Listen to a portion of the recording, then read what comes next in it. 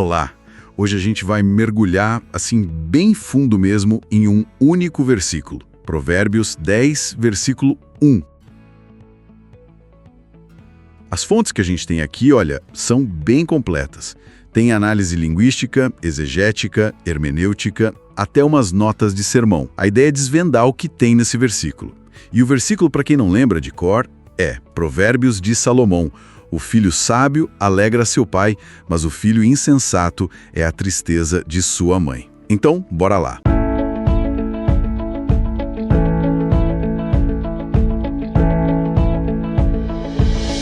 Vamos tentar entender por que essa frase, que parece tão direta, né, é tão importante e o que ela diz sobre o impacto dos filhos nos pais. E logo de cara, o que chama a atenção é a estrutura.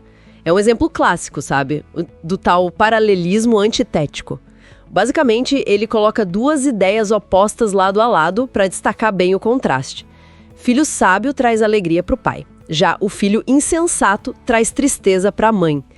É um jeito muito eficaz de passar a mensagem de causa e consequência. Muito comum nessa literatura de sabedoria. E já começar com Provérbios de Salomão. Isso já dá um peso, né?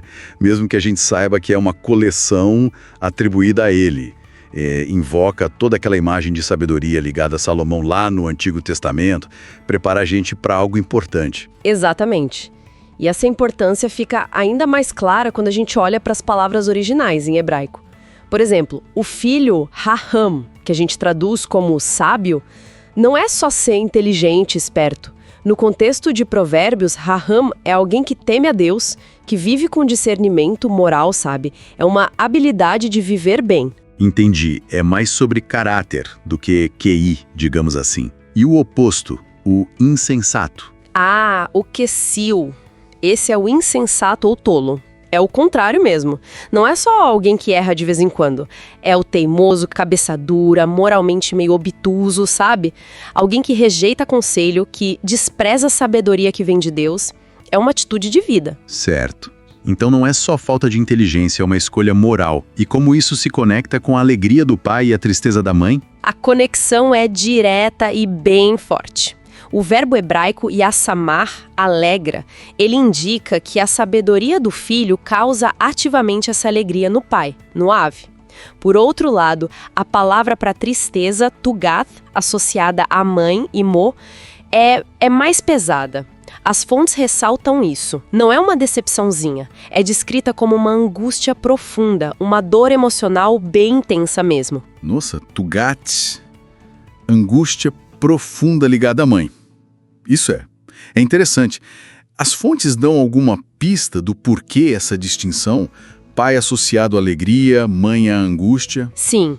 As análises sugerem uma dinâmica cultural e familiar da época. O pai, Ave, muitas vezes representava a honra pública da família, a instrução formal. Então, a sabedoria do filho, que traz honra, naturalmente causa alegria nele. Já a mãe, Imo, era vista mais como o coração emocional do lar, o centro do cuidado, da ternura. A insensatez do filho, as falhas morais dele, atingiriam esse núcleo afetivo de forma mais visceral, causando essa tugat, essa dor profunda. Faz sentido. É uma dinâmica bem humana, né? Isso reforça a ideia central que as fontes parecem destacar.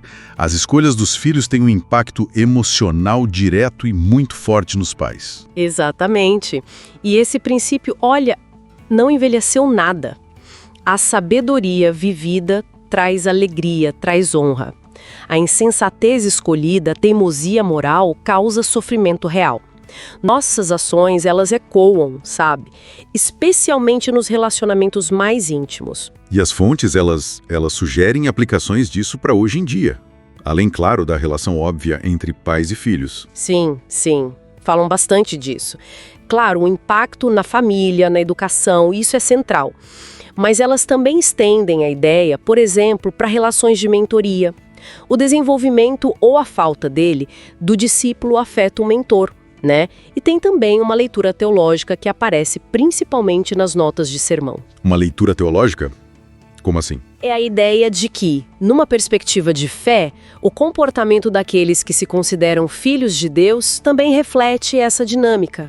poderia alegrar ou entristecer o Pai Celestial, sabe? Aplicando essa mesma lógica relacional num plano espiritual. E aí, dentro disso, as notas de sermão trazem uma interpretação bem específica cristã. Ah, é? Qual seria? Apresentam Jesus como o modelo perfeito do filho sábio, aquele que agradou o Pai em tudo, em contraste total com a insensatez humana. Mas é bom frisar, né? Essa é uma camada de interpretação teológica específica que a gente encontrou nesse material de sermão, uma aplicação dentro da fé cristã. Entendi. Então, o fio condutor que passa por tudo isso, pela língua, pela família, pela teologia, é que sabedoria e insensatez não são só ideias. Elas têm consequências bem reais, bem emocionais e especialmente para quem está mais perto, para quem nos formou. Perfeito, é isso mesmo. Esse provérbio tão antigo, ele consegue encapsular de um jeito incrível o peso das nossas escolhas morais e do nosso jeito de viver. Mostra que ser sábio ou insensato nunca é um ato isolado, né? Sempre afeta alguém. E pensando nisso, né, naquela palavra tugat, a angústia profunda da mãe. Fica uma reflexão para a gente. Se a dor causada pela insensatez é descrita de forma tão intensa, o que será que isso diz sobre o tipo de sofrimento que a falta de discernimento moral, espiritual, pode causar em quem nos ama de verdade? Talvez seja algo que vá muito além de só decepcionar, né? Fica aí para pensar.